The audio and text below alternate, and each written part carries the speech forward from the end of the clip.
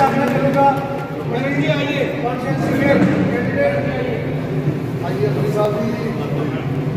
उसके बाद विज्ञान की कैंडिडेट चरण से आग्रह करूँगा मंच पर आए। भारत माता की जय। भारतीय जनता पार्टी जिंदाबाद, भारतीय जनता पार्टी जिंदाबाद। एक नहीं राशन वाली हमारी आशा करता है राजनिवास हमारी आशा इसके बाद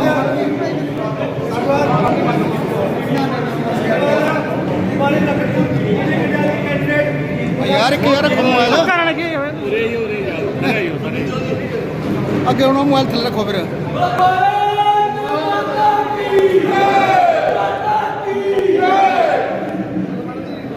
भारतीय जनता पार्टी, भारतीय जनता पार्टी, नरेंद्र भाई मोदी जी, नरेंद्र भाई मोदी जी।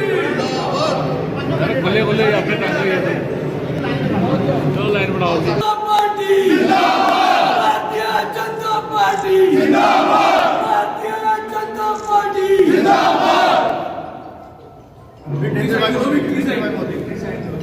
नरेंद्र भाई मोदी जी जिंदाबाद, नरेंद्र भाई मोदी जी जिंदाबाद, नरेंद्र भाई मोदी जी जिंदाबाद, जेपी नड्डा जी जिंदाबाद, रविंद्र रैना जी जिंदाबाद, रविंद्र रैना जी जिंदाबाद, भारतीय जनता पार्टी जिंदाबाद, भारत माता की जय, भारत माता की जय, भारत माता की जय। युद्धवीर सेठी जिंदाबाद, जिंदाबाद, भारत माता की जय, भारत माता की जय, भारतीय जनता पार्टी जिंदाबाद, नरेंद्र भाई मोदी जी जिंदाबाद, नरेंद्र भाई मोदी जी जिंदाबाद। बड़े सोच समझकर और रणनीति के साथ यहाँ पे लड़ेंगे।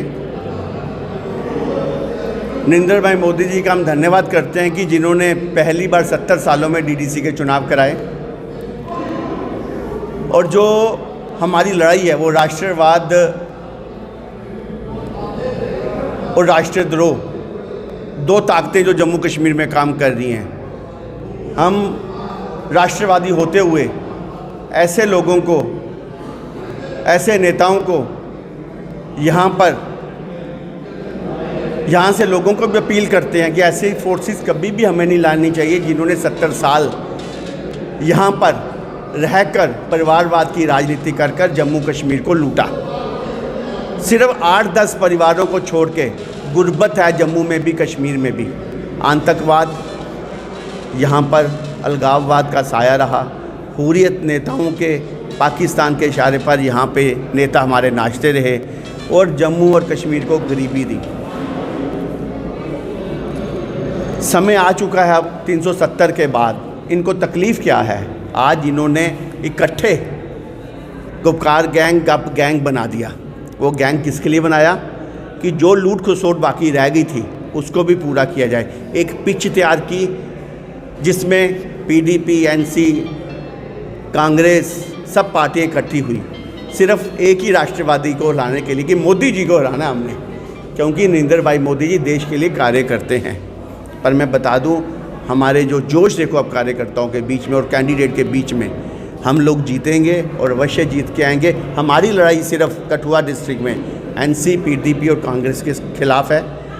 और मैं यहाँ की जनता को यही कहना चाहता हूँ कि भारतीय जनता पार्टी ने जो उनका मुद्दा था 370 और 35A का, आप सोचें कभी 1 साल पहले जो हमारी सोच थी, हर व्यक्ति के दिमाग में यही बात थी कि हम 15 साल रहेंगे, 20 साल यहाँ रहेंगे। पर आज जम्मू के डोगरों में जोश है। वो कहते हैं जम्मू कश्मीर हमारा है, देखते हैं कौन इसको लेके जा सकता है। इसी जोश को आगे बढ़ाते हुए हम लोग ये चुनाव जीतकर उन ताकतों को जो चाइना और पाकिस्तान का सहारा लेकर 370 दोबारा लाना चाहते हैं, जो लूट खसोट उनकी रह चुकी है वो दोबारा पूरी करना चाहते हैं।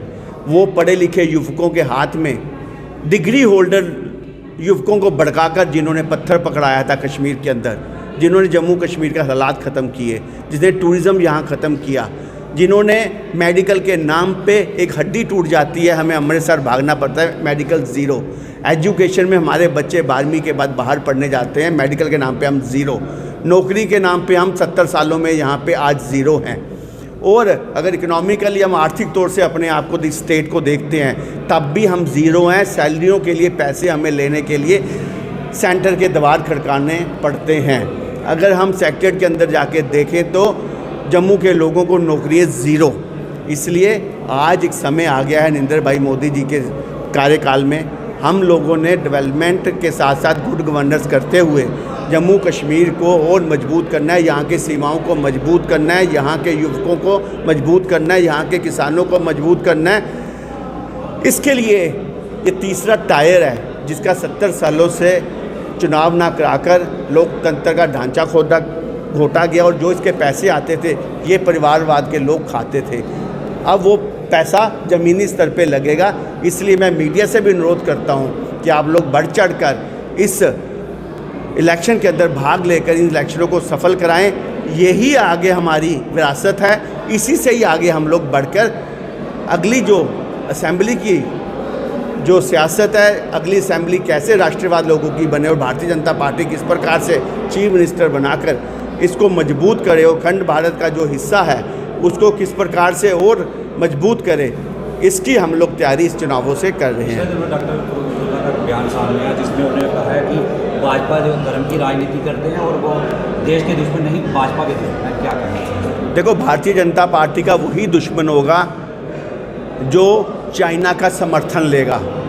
370 दोबारा लाने के लिए चाइना का समर्थन लेना, इसी फारूक अब्दुल्ला जी ने पहले भी एक बयान दिया था, जो भाजपा को वोट डालेगा उसको डल लेक में फेंक दिया जाएगा। मतलब ये लोगों की बोली कश्मीर में कुछ है, जम्मू में कुछ है। और आज फारूक अब्दुल्ला जी को भी जब जम्मू में आए थे भगवा पगड़ी पहन के बैठना पड़ा था वहाँ पर। इतना फ़र्क आ गया इन लोगों में। अगर ये फ़र्क आया तो भारतीय जनता पार्टी की आइडियोलॉजी के कारण आया। ये लोग डर चुके हैं, इसलिए सब इकट्ठे हो गए हैं। अगर इनमें इतना दम होता तो अकेले अकेले लड़ते। सब मिलकर ताकतें सिर्फ राष्ट्रवादी ताकतों को हराना चाहती हैं, पर यहाँ के जो राष्ट्रवादी लोग हैं वो भारतीय जनता पार्टी को जिताकर ये फारूक अब्दुल्ला जैसे व्यक्ति को जवाब देंगे। और ये जो धर्म की राजनीति है ये शुरू से शेख अब्दुल्ला जी के बाद फारूक अब्दुल्ला, उमर अब्दुल्ला और परिवारवाद की राजनीति इन लोगों ने की है। भारतीय जनता पार्टी के मोदी जी, नरेंद्र भाई मोदी जी ने एक ही नारा दिया है, सबका साथ, सबका विकास और सबका विश्वास। हम उसके साथ सबको लेके चलेंगे। अमित शाह का एक ट्वीट सामने आया जिसमें उन्होंने कहा कि गैंग जो है वो जम्मू कश्मीर में फिर वैसे हालात लाना चाहता है, क्या कहना? बिल्कुल, मैं तो कह रहा हूँ कि 370 जो हम लोगों ने भारतीय जनता पार्टी, नरेंद्र भाई मोदी जी, अमित शाह जी ने यहाँ से 370 हटा दिया, 35 से हटा दिया।